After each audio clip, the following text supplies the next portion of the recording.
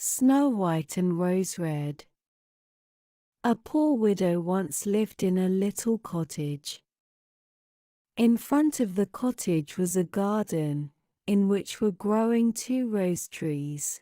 One of these bore white roses, and the other red. She had 2 children, who resembled the rose trees. One was called Snow White, and the other Rose Red, and they were as religious and loving, busy and untiring, as any 2 children ever were.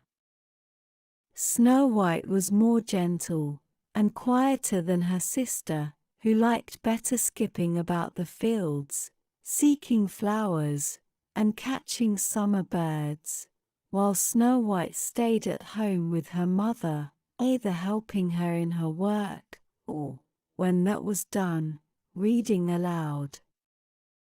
The 2 children had the greatest affection the one for the other.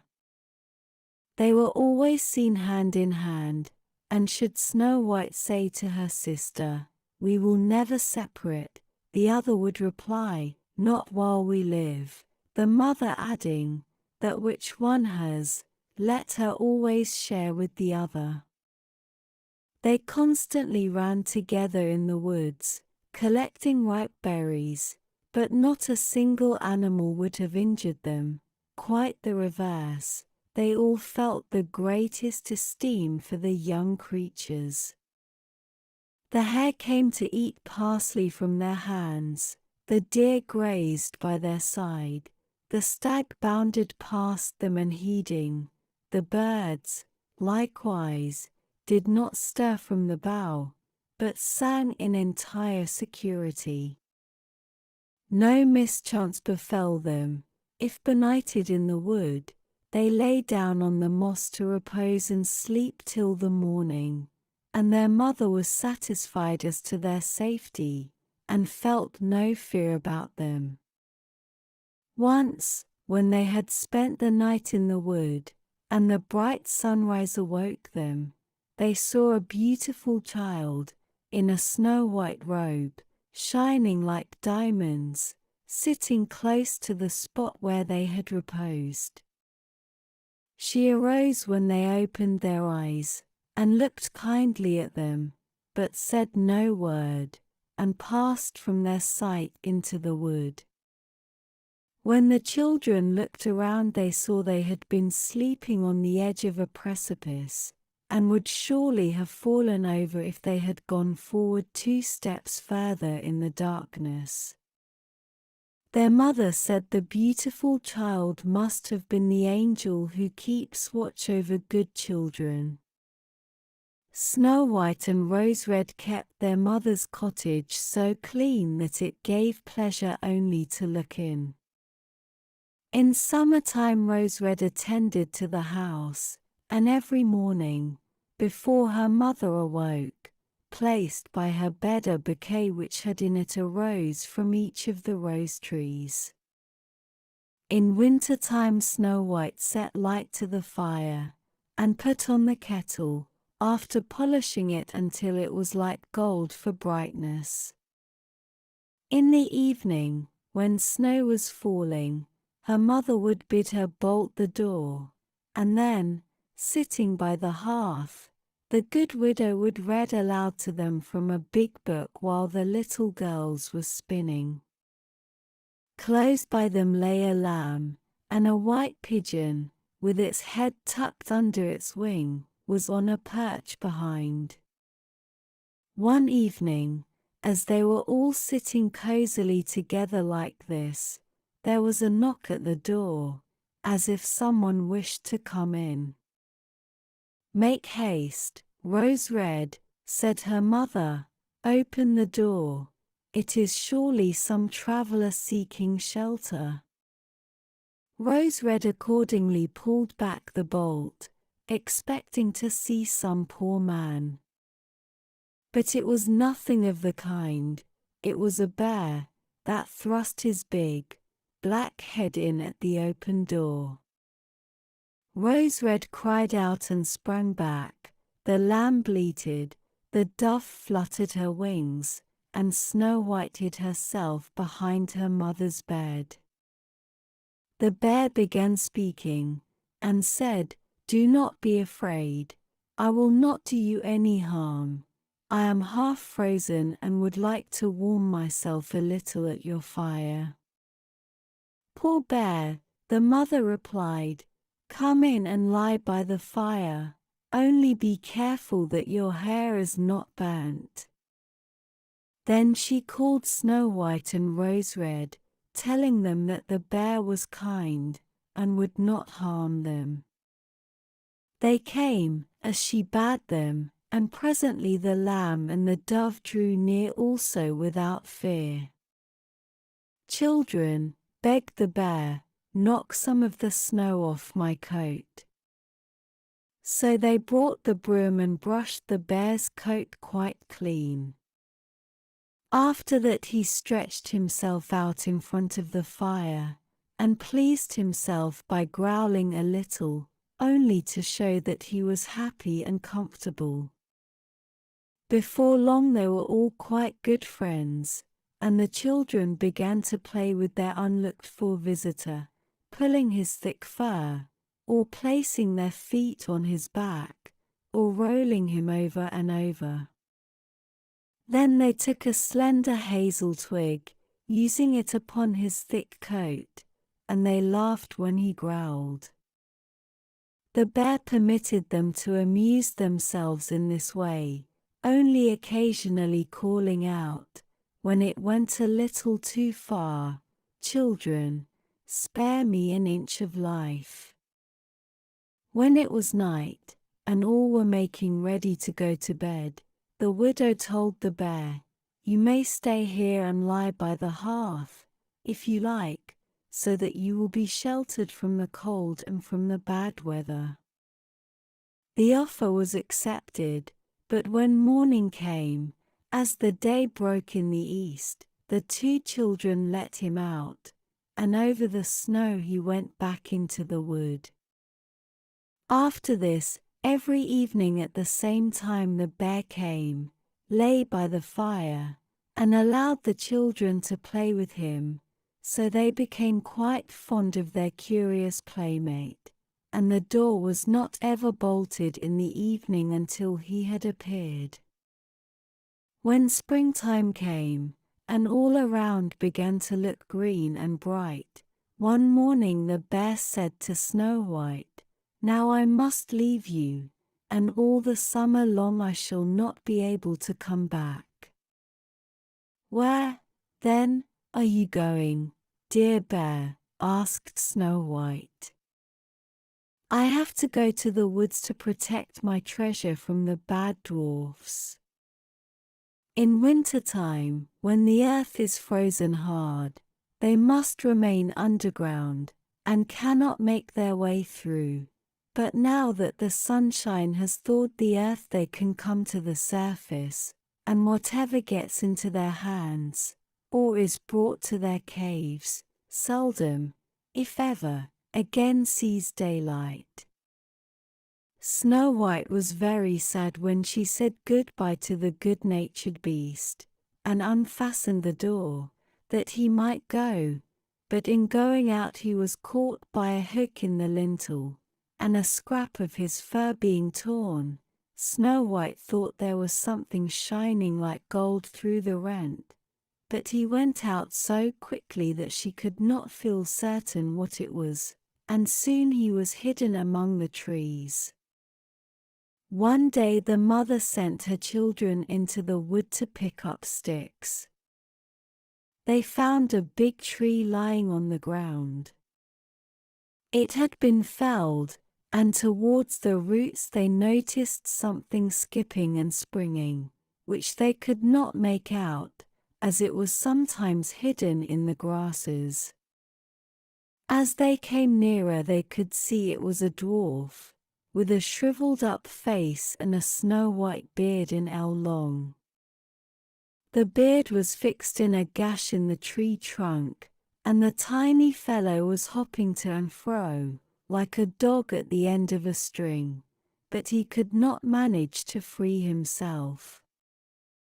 He stared at the children with his red, fiery eyes, and called out, "Why are you standing there? Can't you come and try to help me?" "What were you doing, little fellow?" inquired Rose Red. "Stupid, inquisitive goose," replied the dwarf. "I meant to split the trunk, so that I could chop it up for kitchen sticks. Big logs would burn up the small quantity of food we cook, for people like us do not consume great heaps of food, as you heavy, greedy folk do."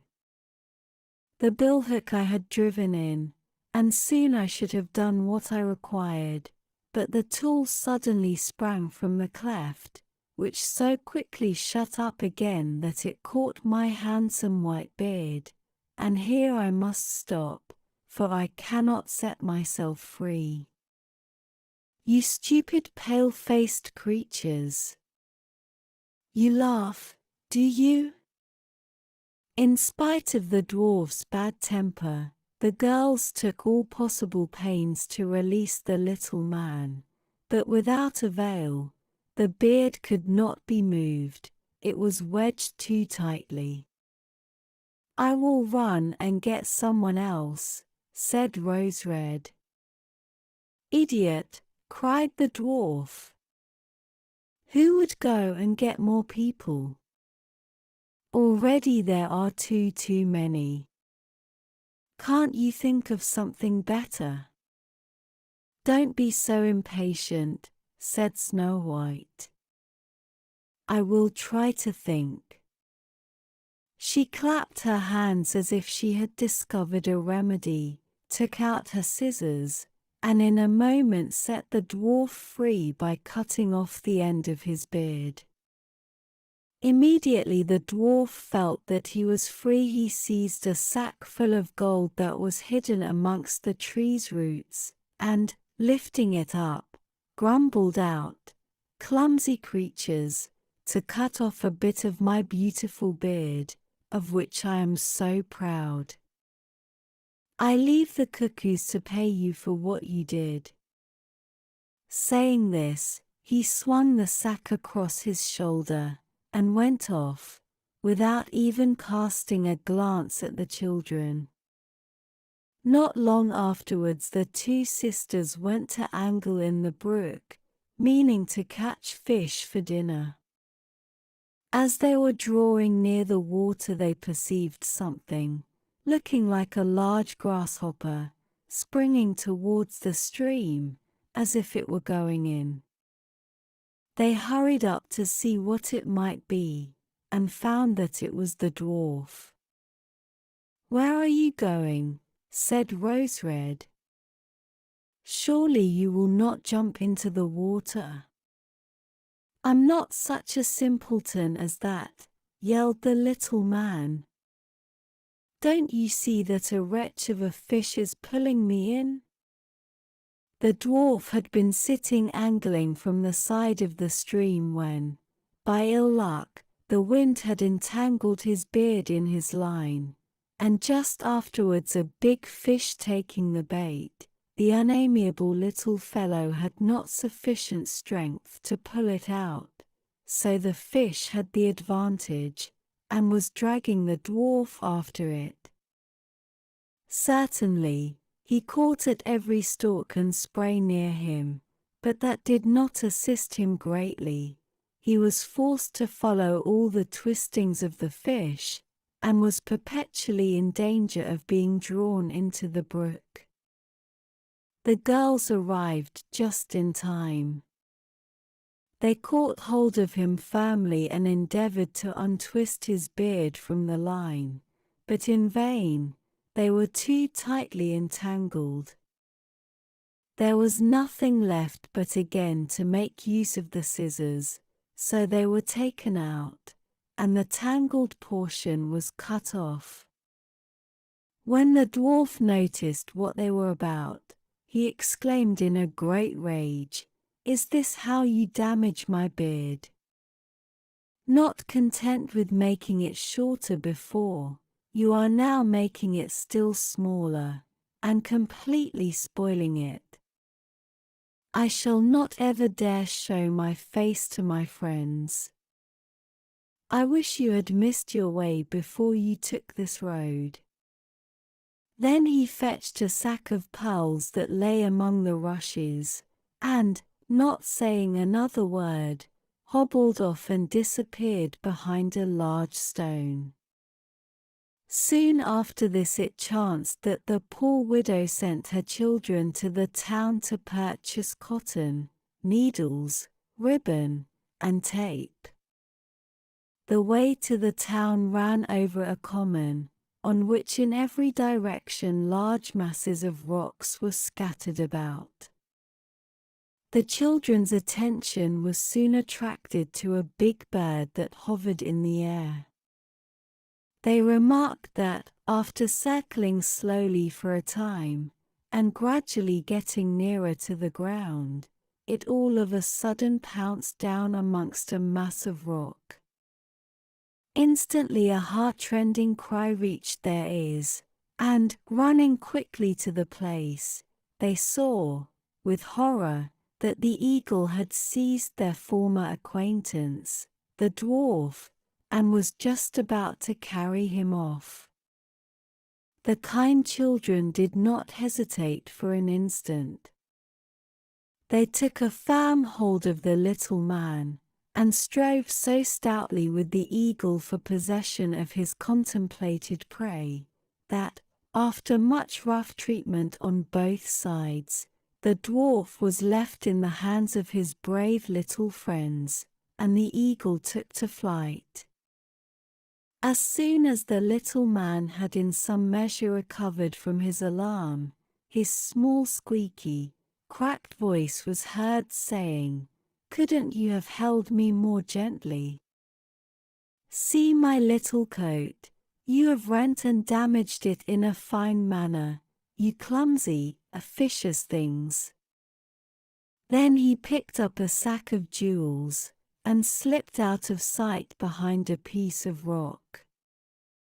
The maidens by this time were quite used to his ungrateful, ungracious ways, so they took no notice of it, but went on their way, made their purchases, and then were ready to return to their happy home.